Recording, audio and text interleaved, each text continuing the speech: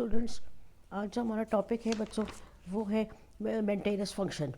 Maintenance function में सबसे पहले न्यूट्रिशन आएगी। तो हम देखते हैं कि स्पॉन्ज जो है वो फीडिंग कैसे करती हैं। तो sponge feed on the particle that range in the size from the 1 to the 50 micrometre. यानी स्पॉन्ज ऐसे पार्टिकल्स खाती हैं जो कि 1 to the 50 micrometre in the size होती हैं। उनकी फूड जो है वो किस पे बेस करती है?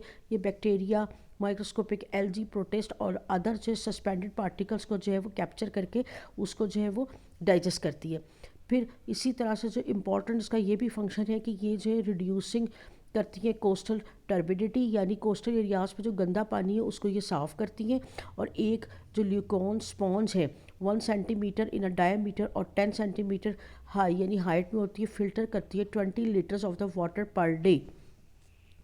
इसी तरह few sponge they are carnivorous. कुछ स्पॉन्ज हैं ऐसी जो बच्चे कार्निवोरस हैं और ये कैप्चर करती हैं स्मॉल जो है क्रस्टेशियंस जो कि वाटर के अंदर होते हैं विद द स्पिक्यूल्स।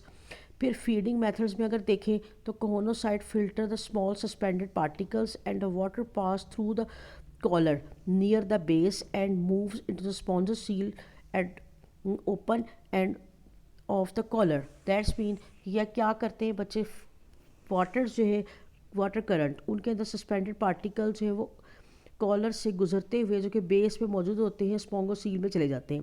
फिर सस्पेंडेड जो फूड है वो ट्रैप्ड होता है कॉलर सेल में और मूव करता है माइक्रोविलाई में which is present at the base of the collar, जहाँ पे ये इनकॉर्पोरेट करती है इनटू द फूड वैक्यूल में। और उसके बाद जब डाइजेशन स्टार्ट होती है इन फूड वैक्यूल्स की, और एक एंजाइम जो लाइजोसोमल एंजाइम्स हैं और पीएच को चेंज करते हैं और डाइजेस्टेड फूड पार्टिकल जो है वो पास हो जाती है टू द एमीबाइड सेल्स, जो फिर उसको डिस्ट्रीब्यूट कर देते हैं to the other body part cell because these also move by the amoeboid cell. फिर पिनाकोसाइड जो है वो लाइनिंग जो कि इनकरेंट कैनाल को करते हैं फैगोसाइड कर लेते हैं लार्ज पार्टिकल्स को अप टू द 50 माइक्रोमीटर।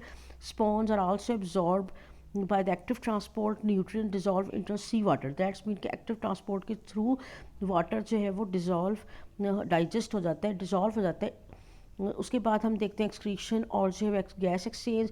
तो ऑल स्पॉन्ज जो कि पानी के करीब होती हैं वो नाइट्रोजन वेस्ट पार्टिकल को प्राइमरीली अमोनिया को रिमूव करती हैं और गैस एक्सचेंज भी अकर होता है बाय द डिफ्यूज़न।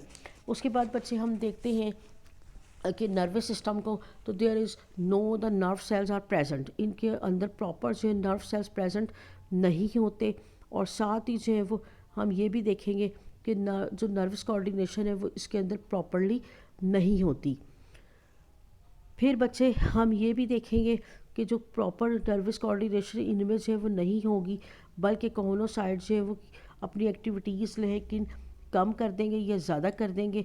इसी तरह वाटर सर्कुलेशन भी कम हो जाएगी बाज़ का या ज़्यादा हो जाएगी। केमिकल मैसेज भी सेंड होते हैं by the amoeboid cells in the one possible way.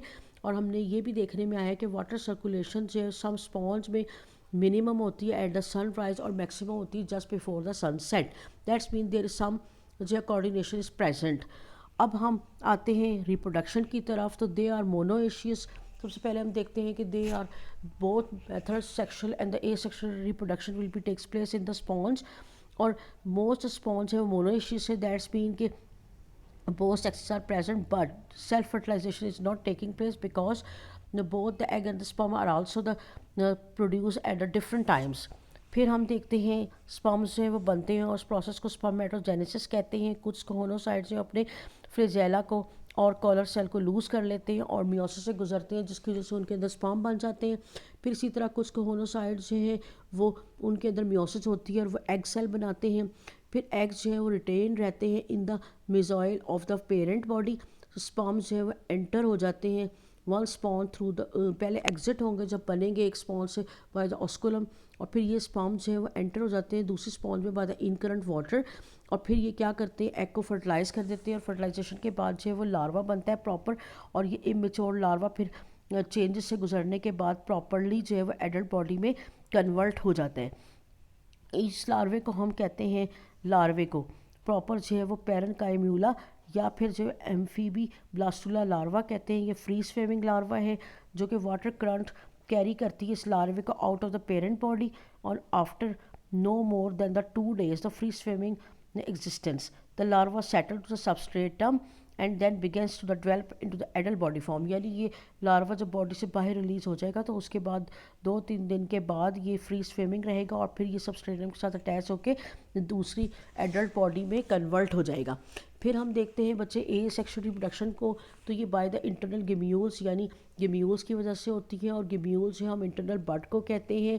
और ये कब बनती है, जब भी कोई जो है वो अनफेवरेबल कंडीशन हो, जैसे कि विंटर। तो क्या होगा बच्चे कि ये जो है ना इंटरनल बर्ड्स जो बन जाएंगी, जिनको हम रेजिस्टेंट कैप्सूल्स भी कहते हैं, और जिनके अंदर जो एमीबाइड सेल्स मौजूद होते हैं। और जब स्पॉन्ज पेरेंट स्पॉन्ज है वो डाई हो जाएगी विंटर में, तो ये जो गिम्यूल्स को रिलीज़ कर देगी, और गिम्यूल्स जो सर्वाइव करेंगी बहुत द फ्रीजिंग और द ड्राइंग, यानी they are also live in the extreme conditions.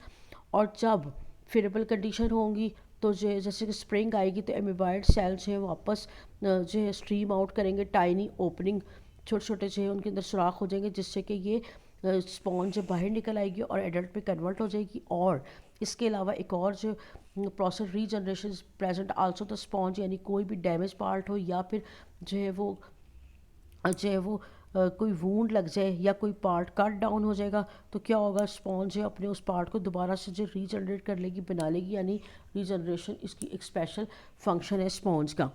उम्मीद है कि आपको ये लेक्चर समझ आ गया होगा। Thank you. अल्लाह हाफिज़।